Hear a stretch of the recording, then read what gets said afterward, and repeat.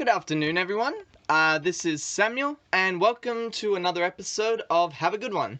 So, what this episode is going to be looking at is, recently, I had watched the musical Pippin, for the first time ever, actually. The only times I'd ever been aware of Pippin was because of two of their songs, Magic to Do and Corner of the Sky. I mean, look, at this point, not really a huge fan of either of the songs. It might just be because I've heard them a bit too often lately. But I recently watched the show, and I will admit, I actually enjoyed it more than I thought I would. It was not what I expected it to be, like, at all. I was expecting it to be more of like a circus-themed type, show, but the thing is, the circus actually didn't really have that much to do with the story, which I'll get into later. Originally, I was planning on making a review of the show, but as I sat there in the theater watching it, I started thinking, you know what? I'm probably not really equipped to make a review because I'm not a professional critic. So instead, I decided to do something that was a little bit different. That might be a little bit more unique. So instead, I'm going to be looking at the morality of Pippin. I'm going to be looking at the morals that Pippin conveys to the audience, and which ones they uphold, and how well those morals stand up in modern day. Because Pippin itself, as far as I know, it's a pretty old show. It was, let me just double check. Yeah, 1972, so it's a pretty old show. We're gonna see whether this actually holds up. So, for those of you who don't know what the story of Pippin is, it centers on a kid, or a boy, named Pippin, who also happens to be the son of Charlemagne. For those of you who don't know who Charlemagne is, he was known as, he was known as the king of many things, but he also was responsible for turning the Holy Roman Empire into basically a world superpower. This was during time before the Crusades, for those of you who don't know. And yeah, Emperor of the Romans. United the majority of Western and Central Europe during the early Middle Ages. Fun fact, actually, did you know, if you know the actor Christopher Lee, apparently he is a descendant of Charlemagne, and he's actually made two albums that are dedicated towards Charlemagne's life. Both of them metal. I might actually talk about those albums in a later episode. But anyway, back to this. This isn't about Charlemagne. This is about his son Pippin. So Pippin has just recently finished university, and being an educated man, he decides that what he needs to do is to find his purpose in life, his own corner of the sky.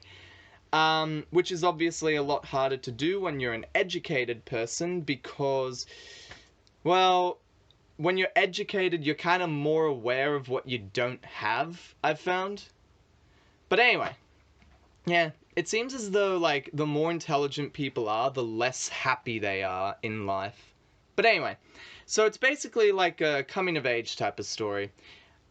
He does a bunch of stuff in the hopes of finding his purpose, his calling to life. At first, he thinks that his purpose involves living and dying for a cause bigger than himself. And because of this, he decides that he wants to become a soldier in his father's army, being a cause that he can live and die for, that being the empire and his father's cause. This doesn't go very well because, Pippin's a bit of a softie. He goes into one battle and is kind of traumatized by what he sees. So he's like, yeah, maybe that's not for me. Maybe I should leave that to my brother-in-law. So anyway, he tries to find something else. He goes to see his grandmother, who, by the way, is at least hinted to be quite the nymphomaniac. But her philosophy on life is that purpose is found by living in the moment. If you focus too much on the past and the future, you'll never be happy. She believes in just living in the moment. And because of this, he ends up becoming a little bit promiscuous. Goes out onto the streets, doing all matter of things. But this isn't right for him either. He still feels empty after all of this, and he has no idea what he's going to do. Until he finds out about his father Charlemagne's campaigns and sees his mass murders. He goes about conquering Muslim lands and trying to convert everyone there, forcing everyone to either convert or execute them.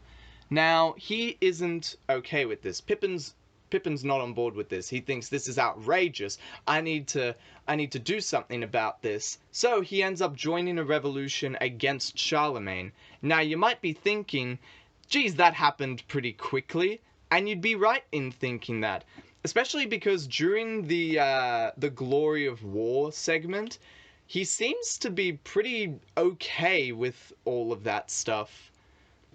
But it is worth mentioning that the story is supposed to take place over at least like a few years, which I actually had to be informed of, because I initially thought that it was taking place over like a few days or weeks. A few years makes a bit more sense.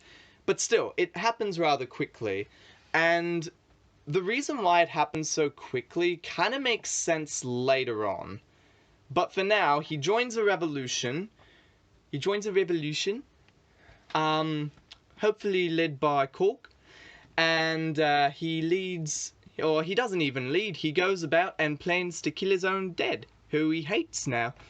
And obviously his mother is okay with this, because it means that, hey, you know, either way, it means that his son's gonna end up in a better position, because if Charlemagne dies, he'll be next in line for the throne, her son, and if Pippin fails in his assassination attempt, he'll probably be killed, and then her son will move up a spot, and he'll be next in line for the throne. So either way, pretty good situation for her.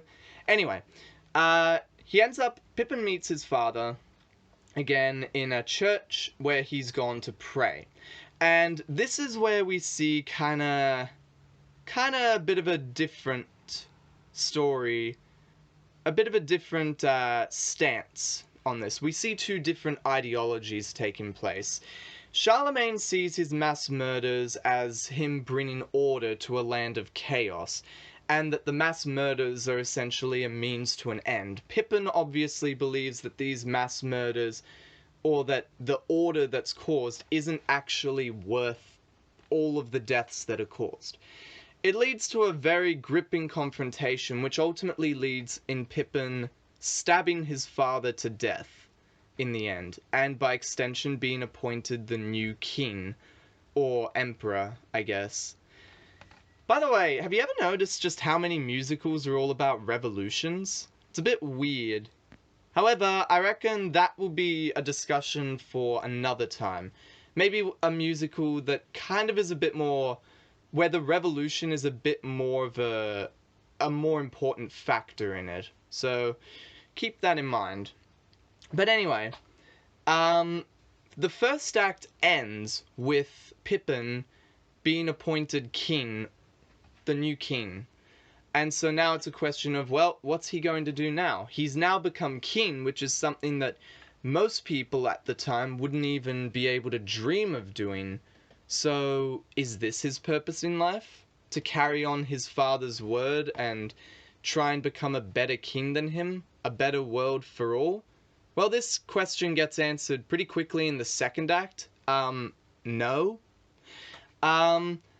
Initially, it seems like his reign goes pretty well. He gives the peasants complete ownership of their own land. He abolishes taxes for everybody, and everybody seems to be quite happy with him until until he gets informed that without taxes he won't be able to fund for anything in the country, namely an army, which will mean that the country will be kind of vulnerable to attacks.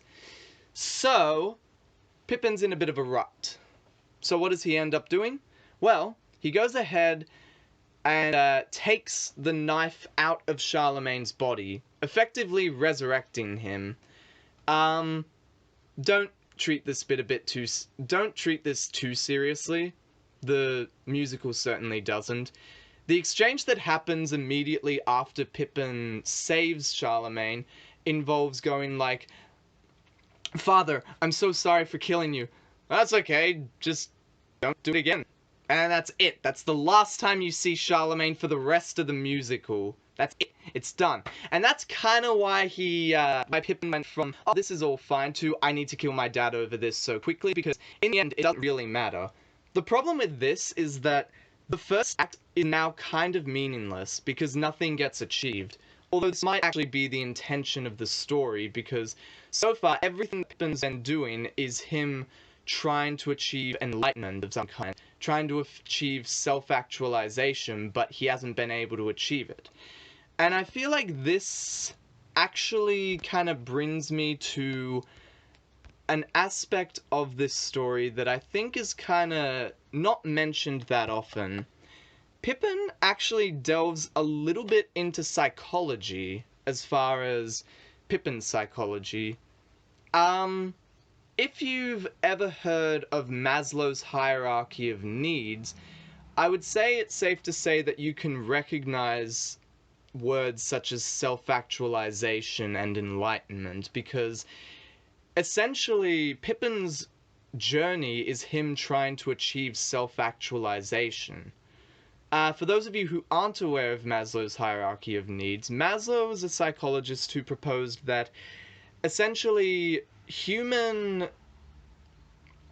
the goal of humanity, of a human themselves, can be structured sort of like a pyramid. And the idea is that the higher points of the pyramid work towards self-actualization, but you can't achieve the upper parts of the pyramid without first establishing the bottom parts. So there are 5 layers of Maslow's hierarchy of needs. The bottom level is physiological needs, things that are needed in order to survive right now in the moment. We're talking stuff like air, water, food, shelter, sleep, clothing, and reproduction. The second level is safety needs, things that are also required for survival, but more long-term. Such things as personal security, employment, resources, health, and property. Now, this is where humans move past other animals, because most animals they only either have the mental capacity or they only care about the bottom level or the bottom 2 levels, but they don't really go that far beyond the others. The third level is love and belonging, friendship, intimacy, family, a sense of connection, feeling like you belong to other people, or you belong in other people's eyes, rather. The second from the top level is esteem, respect, self-esteem, status, recognition, strength, freedom. Things that allow you to love yourself in a lot of ways. And then the top level is self-actualization, which is essentially achieving the most that one can be. Like an enlightened sense of psychology and mentality. The most that one person can be. It's quite an attractive goal, but it's something that no one can really achieve without the lower levels first. Pippin, being an educated man, had received all of that. Obviously, the son of a king, the physiological and safety needs were never really an issue for him. Love and belonging, he always felt like he was loved and belonged to his family. His esteem was always quite high because obviously he was good enough to get into university and excel in it. So what he wanted to do next was become the most that he can be. Achieve his purpose in life, the meaning of life. A question that has plagued so many philosophers, historians, psychologists, and just everyday people quite a bit. Especially nowadays, a lot of young people tend to start off being quite confused and unsure of what they want to do in their life, which is a similar thing that Pippin deals with. He's unsure of what he really needs to do for his purpose in life. Anyway, afterwards, he ends up leaving the kingdom eventually. Or, actually, after resurrecting his father, he's left with the question of what to do next. I mean, bunch of stuff. This is stuff that kind of gets breezed past a little bit, but there's one individual who's kind of like this ringmaster throughout the play, who's just known as the leading player. The leading player, who I'm not sure whether the leading player is always played by a woman, but in the show that I saw, she was. So I'm just going to address the leading player as her for now. Anyway, the leading player assures Pippin that he's on the right path despite everything. And keep in mind that the leading player is kind of, for the first act, she's kind of in the background a decent amount, or at least kind of disconnected from the events of the plot. She assures him that things are still working. He tries to become a drummer, and apparently was quite good at it, but then when the king cuts funds, the arts get canned first. And then he tries religion, another cause maybe higher than himself. Until it turns out that it wasn't an angel who touched him. Somehow I feel like this was stuff that was added in, like, in modern times. Somehow I feel like that kind of humor didn't really exist in 1972. But whatever. Anyway, he falls into monumental despair and collapses on the floor. Until eventually, he gets met with a widow named Catherine, who is kind of the person who is responsible for the most fourth wall breaks in the story. Here's the thing. Pippin basically has no fourth wall. In particular, Catherine's responsible for a lot of this because whoever plays her is deliberately incompetent. For example, coming in at the wrong time, in the wrong place, like a solid 5 minutes after she was introduced. This causes the leading player to break character a few times throughout, even though, it's not actually breaking character in frustration of her. Anyway, Catherine ends up waking Pippin up, but tries to break him out of this despair. She has a son, whose name I can't remember. But anyway, this son has a duck, and is like, hey, you know what? A man can't resist a charming child. This child is not so charming. The duck's charming, ducks are great, but the child, not so much. He's kind of a jerk, But anyway, Catherine tries to get Pippin involved in farm work because she lives on a farm or lives at an estate. But obviously being a widow, she doesn't really have someone who can do a lot of manual labor. He tries doing it, but he's completely unsatisfied with the manual work. He still feels like he needs to do something more. He should do something more with his life. Until eventually, he discovers... Well, after he plans on leaving 1 year after he comes to the estate, and he's planning on leaving, but the son comes to him, saying that that his pet duck is sick. And so, despite not wanting to, Pippin decides to stay and pray for the duck. They both pray for the duck night and day, and then the next morning it died. And then the son goes into a colossal despair. So what does Pippin do? He decides to try and make the son feel better. Tries to get him to do some work out on the fields. That doesn't work. Tries to play him a little ditty on the flute. He snaps the flute, so that's nice of him. He tries to do he gets a rabbit. He gets a pet rabbit, but the son's like, that's not a duck, you idiot. And then Pippin's like, alright. Alright then. Well, anyway. Eventually, also, as this is going on, Pippin kind of warms up to Catherine a decent amount, but still feels like he has to leave the estate, to try and pursue his greater purpose in life.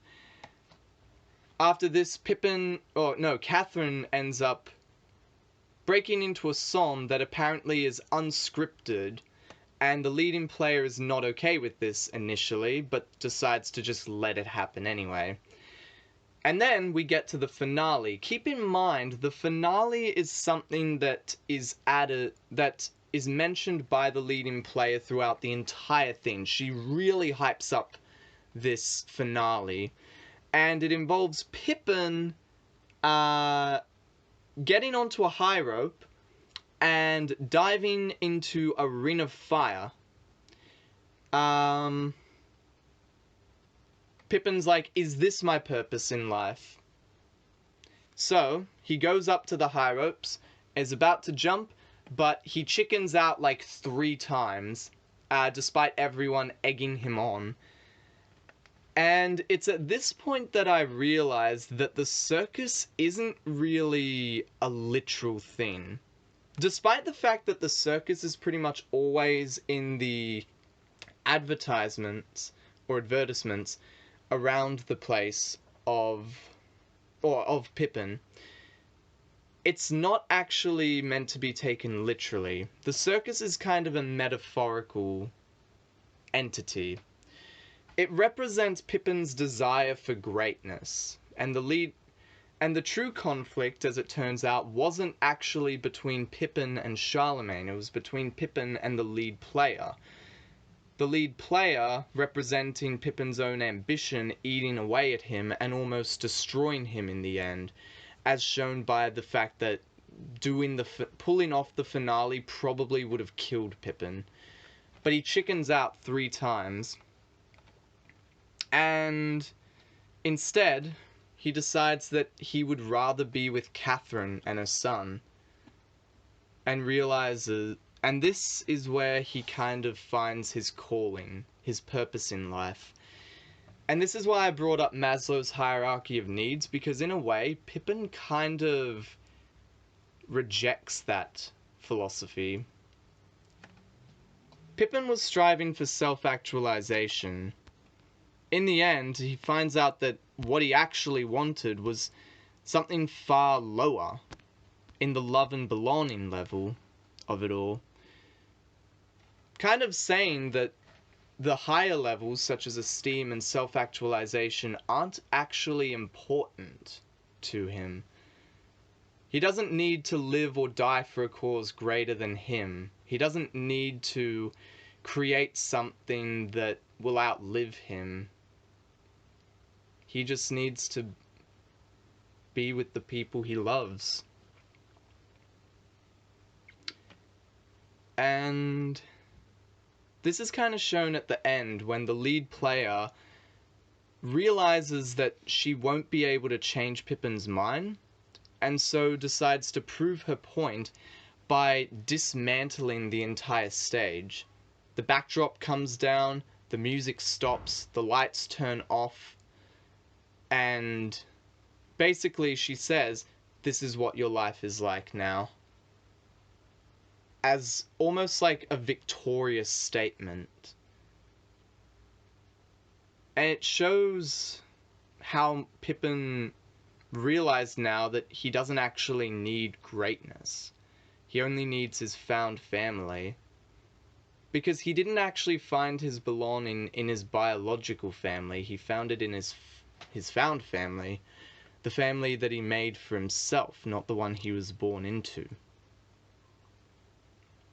And I think it was at this point that I realized maybe why I'm not a huge fan of Magic to Do as a song, because it's actually like a deceptively malicious song in a way. Well, not really malicious, but if nothing else, Magic to Do is actually kind of the villain song, which I found to be quite interesting. At the end, the sun finds this very same desire at the end, considering that he sings the final part of Corner of the Sky at the end, a cappella, and the circus comes to him and lifts him up. And at first, I thought that this was actually kind of an evil ending.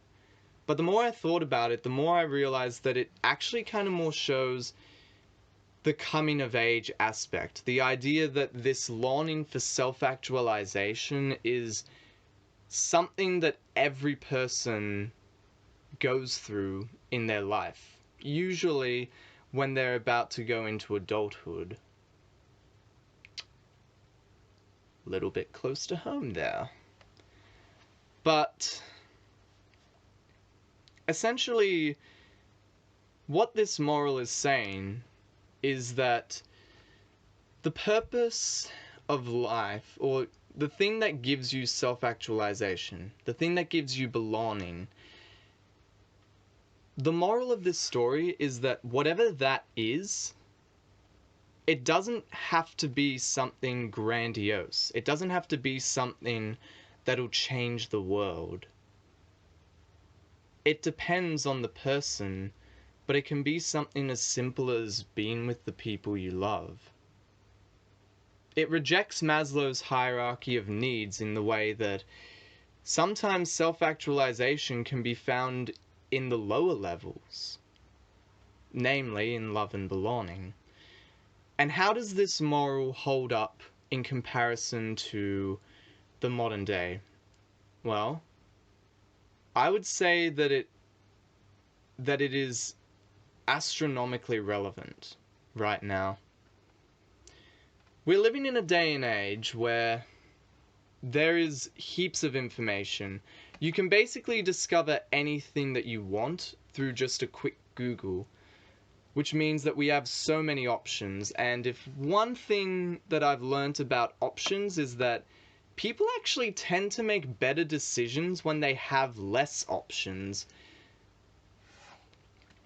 These days, people kind of get overwhelmed with how much stuff there is out there that they have no idea what they actually want to do. People have no idea what their life should be like. People for generations have asked what the purpose of life is, and depending on what philosophical group you stand by, that answer will vary depending on, well, which philosophical standpoint you subscribe to.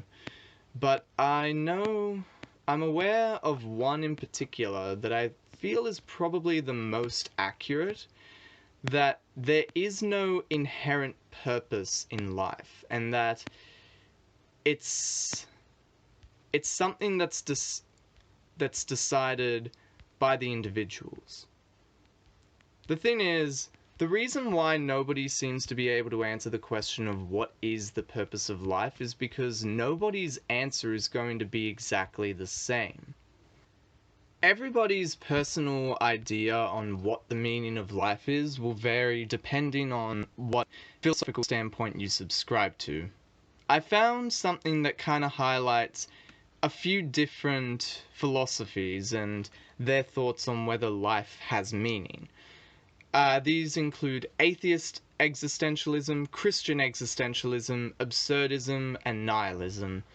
So, is there such a thing as meaning in life? Basically, all of those philosophies except nihilism believe that there is. Is there inherent meaning in the universe? Atheist existentialists say no, as do nihilists. Christian existentialists say maybe, but we must have faith to believe so, and absurdists say maybe, but humans can never know it. Can we create real meaning ourselves? Atheist existentialists say yes, and it's all we can do. Christian existentialists say yes by faith in meaning beyond yourself. Absurdists say yes by facing the absurd and meaningless, and nihilists say no, there is no actual meaning to create. In case you didn't realize, nihilists are very fun at parties. And I think this is probably the most relevant question involving Pippin. But is the pursuit of inherent meaning possible? Atheist existentialists say no, and such pursuit is itself meaningless. Christian existentialists say yes. Absurdists say no, but the pursuit may be meaningful. And nihilists say no, and such pursuit is itself meaningless. By that nature, it certainly seems as though Pippin subscribes to either Christian existentialist or absurdist philosophy, under the belief that the pursuit of meaning is beneficial in some way. Anyway, got off onto a bit of a tangent there. The reason why I bring it up in the first place is because, as far as I'm concerned, the meaning of life, it's going to be a very broad answer, but the meaning of life is essentially fulfillment of some kind. That is the inherent meaning of life. Fulfillment. Now, the thing that is going to make me very annoying to some people is the fact that what is fulfilling will vary depending on the person. For Pippin, it turned out that it was his family that gave him purpose, that made him feel fulfilled. For others, it will be to live and die for a cause beyond yourself.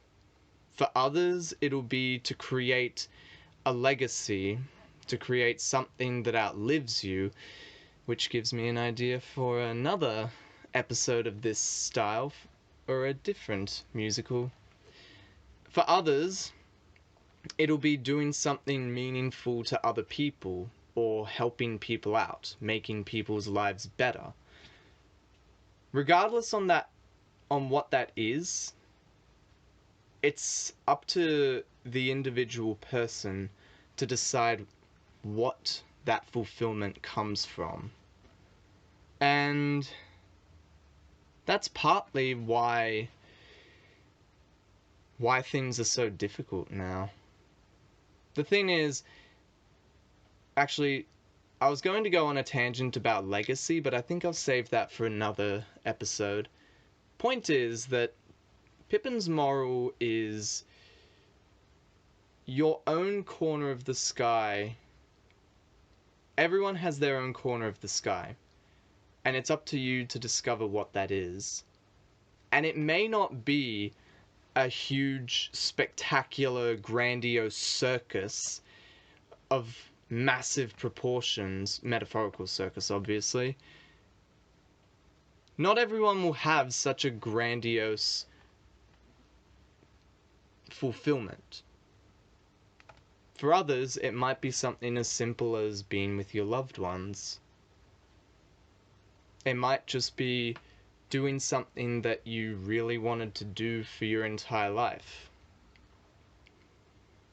Regardless of what that is, everyone has their own corner of the sky, and it's just a matter of finding it. But sometimes you might not necessarily need to look as hard as you think you do.